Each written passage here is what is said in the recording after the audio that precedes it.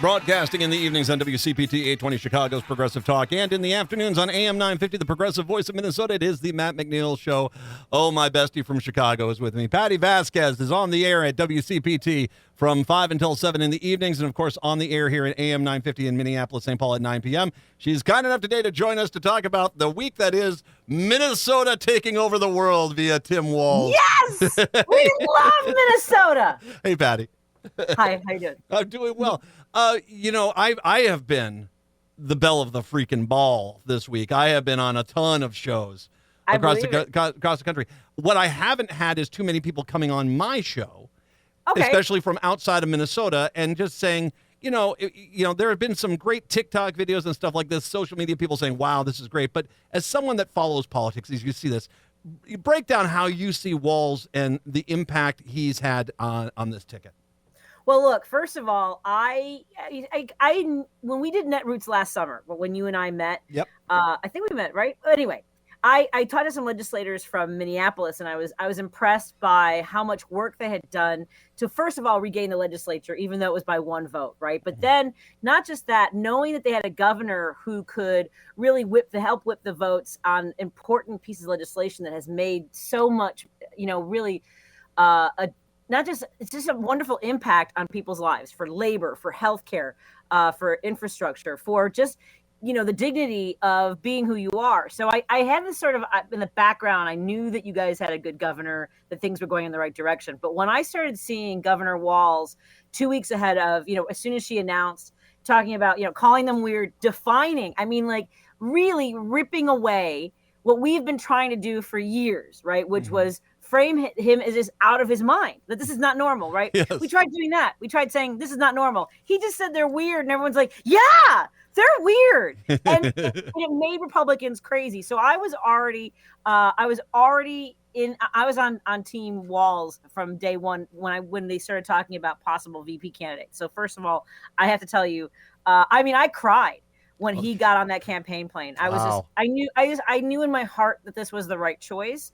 What I love is learning more about him, that even that bigger picture of serving, of being a football coach who took your this team to state champs after they were, losers for such a long time. First, also knowing he was teaching in Mankato, which is one of my favorite names of a town in the Little House on the Prairie series. Oh yeah, Danielle. Oh, great. Yeah, because Mom Paul Ingalls had to go there for supplies, And Sleepy Eye and Independence. I remember all those towns too. Yes. Nice. Yes. And it's so funny because when I started doing stand-up comedy, I my tours, I did a lot of small towns throughout the Midwest, and I did a lot of Minnesota and Mankato. I'm like, I wonder if in the 90s, if Coach Walz and Gwen were at one of my shows. But so I was already really excited, and he is exceeding my expectations, and not just my expectations, my hopes, my dreams for having a team that is inspiring people the way they're. This isn't even what I thought was possible. It wasn't on my it wasn't on my bingo card of exuberance, of just in there. Say it to them. This. I know they're older than Gen X by a few months, but this is a Gen X campaign through and through. I'm sorry. It feels like that, and one of the things too that it is really interesting. And when it comes to Walz, there is a lot of memes out there. The guy is just a real genuine guy. I've talked to him. I've met him. Just an insanely genuine guy. I think a lot of that comes from his military experience. I think it comes from being a teacher. You get both of those together. That's a pretty good 1-2 punch as far as being a reality-based individual. And when you see the memes where your lawnmower breaks down, Tim Walz is the guy that comes and mows your lawn for you. J.D. Vance is the guy that calls the homeowners association and reports you. That is that's kind of cool. It's funny, but it's actually true. Those are the two ids of these two sides. And I think by comparing it, by bringing him in, it just is like, oh dear God, I want to go back to that. I want to go back to Tim Walz, and where we can all root for the Olympics together, and we can look forward to the school year starting, and just hope well for your better man. I want that again. I don't want the endless hate cycle. I agree, and I have to tell you, folks keep saying this. This kind of has echoes of Obama's campaign. It has no. I don't agree. I mean, this is completely different because of the 1-2 punch of her. I mean, because she is bringing it. A lot of people were doubting it. That was my biggest concern. And you and I've talked about this a little bit of bullying President Biden out of the race. That was the way I felt, and I was very vocal about that. And part of it was I did not trust Democrats to do the right thing. I'm going to be honest, because they're still political animals. Yes. I thought, right? I thought they were going to jockey for power. There's going to be, whether it was a brokered convention or backroom deals, all that. But the way this has come together just feels important. It feels energized. I mean, everybody, and you have people now that are ready to go door knocking, to phone bank, that are volunteering in massive numbers. The volunteer numbers, the donation numbers, but that volunteer number, having followed campaigns, if you're getting 10,000 new volunteers in a state, I mean, that's an insane amount of people ready to go and knock on doors. And I want to mention Carolyn here is commenting on the live stream. And she brings up the fact that as they try to make him into a progressive, this is a guy that also has a tremendous amount of, he gave the biggest tax cut in the state history. He basically single-handedly got broadband expanded out into all of rural Minnesota, the border-to-border broadband he wanted to do here. That's not exactly blue territory out there, yet he didn't care. He just got it done because it was better for all of us. That's the guy he is. Yeah. And that's what's coming through in his speeches, and not just his speeches. I mean, like the day that President Biden was greeting the hostages from Russia, and Vice President Kamala Harris was with him, and the way she giving President Biden all the credit, not just in her words, but how she was standing with him, looking at him, and that's how you see Governor Walz with Vice President Kamala Harris, like, go get him, I'm with you, and you really feel like he has her back. And when he says that, I think a lot of us hear that also means he has our back. Because that's the way this team is coming across. And I'm going to start getting weepy again. By the way, for folks watching the live stream, you can see this is all green screen. This is not my living room. I have a very cluttered basement. Well, that's okay. You see the palatial broadcasting complex I'm broadcasting from right now. I got mops and a bucket over here. Anyway. So, no, the 1-2 punch of this, which I do like, is that because I think when you look at Obama and Biden bringing in him, what did he do? Here's a guy that didn't have any foreign policy experience. He got the best freaking foreign policy guy he could find and made him his vice president.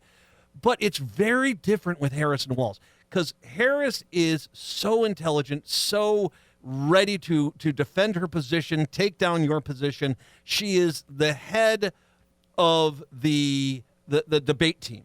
Yes. Walz is not the class clown. He's the head of the pep squad. And so you have the debate team person here ready to take you down on every fact. And here's Walz going, go team, go. What's your problem? Let's just go win the game. And that is the complexity and simplicity at the same time of that ticket is a lot of fun, man. It is a lot of fun. It really is. We're having a blast just watching it. It was the kind of joy that I didn't realize I was missing for. So like everything feels a little bit lighter. Like every day feels a little bit better. And I have gone door knocking. We door knocked in the spring ahead of Wisconsin's. They have several primaries throughout the year. Yeah. So we were there in April. We were there last weekend. We'll be back tomorrow. And I'll tell you, it is different on Saturday. I mean, people were excited. One woman was talking about taking her daughters. They're going to volunteer at the Kenosha Dems office. So for folks in Minnesota, if you want to, drive across the border and help Wisconsin, I'm just saying. Well, Eau Claire is the nearest big town to us. Yes. And boy, did they show up in force out there. I mean, I was really surprised because that's a city that has been, it's a little like St. Cloud in Minnesota where you kind of get a 50-50 vibe. But right now, that town seems like it's fully back in the hands of the Democrats. Well, and this is where leaning into labor, and people can talk about all the moving parts, all the pros and cons of each person that was being considered for VP. I do think the really energizing union members, teachers unions, labor and trade is really coming to fruition here. And I know that labor. So I actually can't see my shirt, but I'm wearing my SAG-AFTRA shirt. Nice. I'm a strike captain here in Chicago, and right now we are supporting our brothers and sisters who are in the video game arena because so much of AI is something that is not just in the entertainment industry. It is in so many aspects of whether it's labor, trades, teaching. We need to know what's going to go on with artificial intelligence, and having a teacher and somebody that the teachers unions will rally behind, that UAW is behind, that makes a big difference too, because now you're also energizing the foot soldiers of unions, and they know how to do this work, man. Yeah.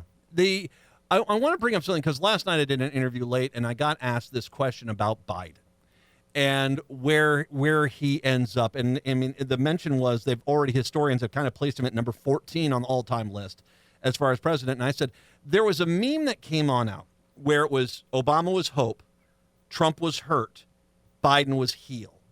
And I think that, him stepping away, realizing the future lies with Kamala Harris and a younger Democratic Party than where he was, I think in the long run, his legacy is going to project him up into the top 10, because not only did he have an insane, we forget he took over and there wasn't even a basic infrastructure in place to deal with COVID, even though we were starting to get vaccinations. He did all that. He went out there and did all these things. The infrastructure bill, gun reform. So many things he got done. The hostages returned. You look at him, I think in the end, this decision to step aside, and that, it's like I've put the Band-Aid on, I've given the medicine, it's time for someone else to do the follow-up checkups. Yes. And I think in the long run, Biden is going to end up being a top 10 president. What do you think about that? No, I agree with you completely. My personal favorites are Abraham Lincoln, Franklin Roosevelt. I think that there's a lot of potential of JFK that Biden kind of follows through on, the promises of Lyndon Johnson, of the Civil Rights Act, of trying to make sure we continue to be in a position where we can protect voters' voting rights, civil liberties. There's really protecting our freedoms is what it comes down to on the best presidents. And of course you have, several, I could go back, but I would say top 10 is accurate. I guess I don't know yet. I had to look at the whole list before I go top 5, but I agree with you. We're going Kamala and Governor Walz, Vice President Harris and Governor Walz are going to give us physical therapy, and we're going to have fun doing it. Yeah. Well, and it is so interesting to see. I said this before with 2008. They were so ready to go against Hillary Clinton back then. All of a sudden, here comes Barack Obama, and they had nothing. They kept trying to say community organizer, and it just didn't stick. Same exact thing. They had their game plan in place. It was all going to be old man, old man. Now he's out of the way. And not only has that bitten them, because now the old man is Trump, but they don't have any backup plan outside of these, racist DEI attacks on Harris and making stuff up against Walz. And it really does show you this decision has put the Republican Party in a tailspin right now. Absolutely. And the community organizer aspect, I was thinking about that while former President Barack Obama was a lawyer. He was a state senator. Then he was a senator. He actually, but it was a much more condensed amount of time in the career that we can look at for Vice President Kamala Harris as a prosecutor, as Attorney General, as a senator, and now as Vice President. That's a pretty significant body of work and experience that, go ahead. They're trying. And by the way, half the country hears you when you call her dumb. Yes. Everyone hears you, but we hear, when broads are stupid. You know what I mean? Well, and they, okay. How many times do you have to realize you basically have, set yourself on fire with the anti-abortion issue, and yet they just, that's like, well, it's a chick getting angry. Well, let me tell you what we're going to do. And you're like, okay, you think this is going to be a successful strategy? Bon voyage. Good luck with that. Yep. And I love that they tried going with Tampon Tim, because that is, I'm sorry, somebody who thinks that girls should have dignity in school. This whole thing about they put them in boys' rooms. Okay. Maybe they have a friend that hey, while you're in there, can you grab me one? Or when there's a competing team, sometimes we had to use boys' locker rooms and bathrooms when we went to when we were traveling for softball. And there's all these other aspects. What if there's also yeah. I just, That's you know, right. Well, you only make Minnesota look like, oh, you do that up there? Maybe we should move to Minnesota. That's what exactly. it's Yes. All right, I got a theory why Trump's not on the road. I'm going to share this with you when I come back. Patti Vasquez joins us, WCPT down in Chicago. Once again, 5 to 7 down there, 9 o'clock up in Minneapolis. We'll take a break, come back. It's the Matt McNeil Show. You gotta show up if we're gonna blow up. Come and hold your torches in the sky until we light up. No matter what they told us, nothing's gonna hold. It's the Matt McNeil Show. Patti Vasquez kind enough to join us today to talk about, of course, politics and Walz and Harris. But there is an interesting question I've got for you, Patti, and I got a theory on this. I want to get your thoughts. Okay. So this week, standard political week for Harris Biden. I think they're in Arizona today, Nevada tomorrow, hitting all the toss-up states, doing what you're supposed to do. Trump is in Montana. Yeah. That's it. That was the outside of the Mar-a-Lago retirement home press conference yesterday. His only major public appearance is in Montana, which can we call that state now? I think we can, if it's not exactly a state to help him, although someone brought up, oh, well, he could be there to help the Senate candidate. Well, that's fine, but it's not like he's making a shortcut from Nevada to Minnesota and stopping in Montana on the way. It's just Montana. And I kept saying to myself, are they trying to lose this? Because he should be out in all especially with the buzz for the Democratic ticket. And then all of a sudden it dawned on me. Now, I don't want to sound too human, to him. I think he's scared. I think after being shot at in Pennsylvania, I think he's realized now, because what dawned on me is he got a briefing more on this right-wing kid that took the shot at him. And I think it's got to be one of those things where his feeling is, I'm having these rallies in these areas where it's deep red, I'm safe. And now he's pretty much aware there's an element of the Republican Party that so desperately wants some sort of race war or civil war that they will go after him. And that the real danger to him is not the immigrant Antifa, pro-Palestine abortion getter. It's these far-right, loons that he has himself inspired. I think he's scared to go on the road right now. I think you're right. And I think that, the other thing to remember is he doesn't have field offices. They're not putting any ground game out there. No.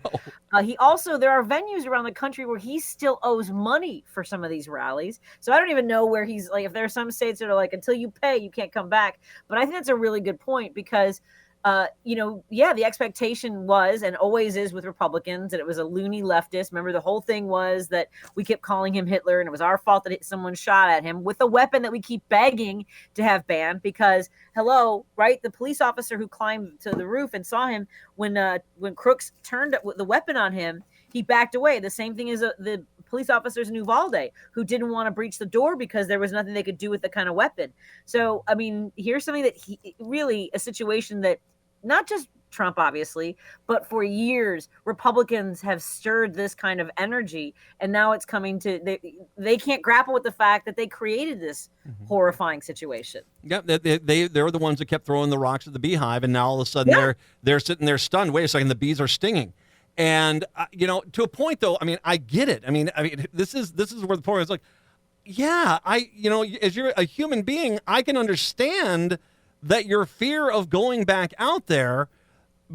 And the more I think about this, I imagine, because seems to be a lot of people in his campaign like, what are you guys doing here? Why is J.D. Vance going everywhere? This is not a good policy.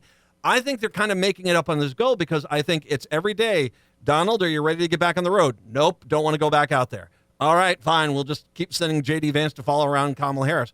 And that's where it is. I can understand why he would be a little, resentful about or, resistant of going back out there. But, at this point, I mean, it's, it looks like I'm wondering if he's going to get back out there really at all. Right. I agree with you. And, if you are that paranoid, I mean, you got to start thinking the numbers are looking bad. At what point does someone in my party take me out because they want a different candidate? I mean, let's go. This has been less than 3 weeks. This is Biden announced he was not running again. It's been 3 weeks. And already you've now got polls which show 4 to 6%. Once again, as much as you want to put weight in polls, but you got polls saying 4 to 6% are for leaning nationwide for Harris.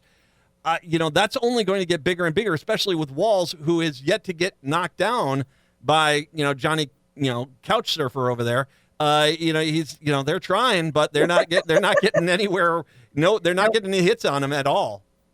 Well, I mean, I think that like trying to swift boat Walz is an interesting choice, and I know, and I really appreciated your comments on as a veteran on how you feel about this, right? Yeah, no, and I said this. I mean, of all the people that have actually misrepresented their career, it's Vance. Vance says he's a combat correspondent. Now, I was with Armed Forces Radio Network at the end of my military tour.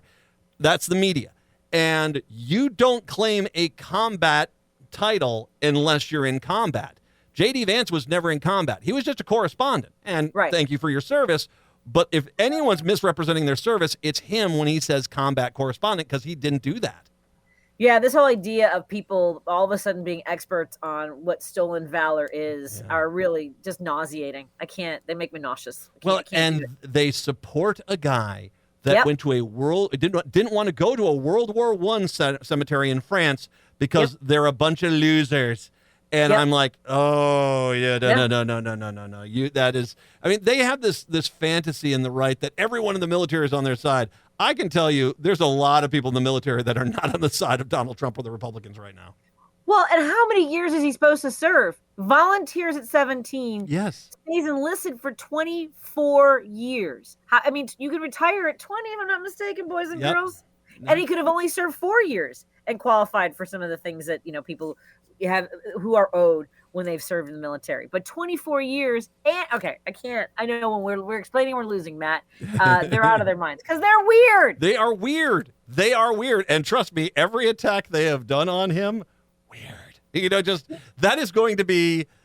I think historically we're going to look at this as that was the turning point when Tim Walz came out and said, "You're a bunch of weirdos, man," and they just how. No, we're not. Let us go and investigate the genitalia of young children to make sure they're playing the right sport. Yeah, you're weird. You're all weirdos. You're all just weird people.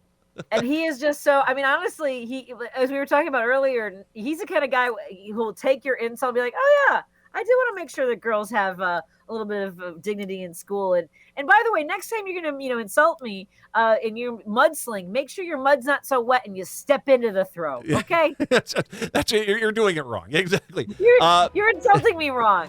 Patti Vasquez, of course, in Chicago, WCPT coming up this evening, 5 to 7 in Minneapolis, 9 o'clock at night. Patty, all my best with the upcoming Chicago stuff, and I'm going to definitely be talking to you before too long in Chicago with the DNC, okay? We look forward to that. Yes, I'm so thrilled. We love you, Minnesota. Thank you for Governor Walz. We appreciate it. We appreciate you. Thank you very much. Patti Vasquez, kind enough to join us today. We'll take a break. Come on back. Hour 2 for Minneapolis up next.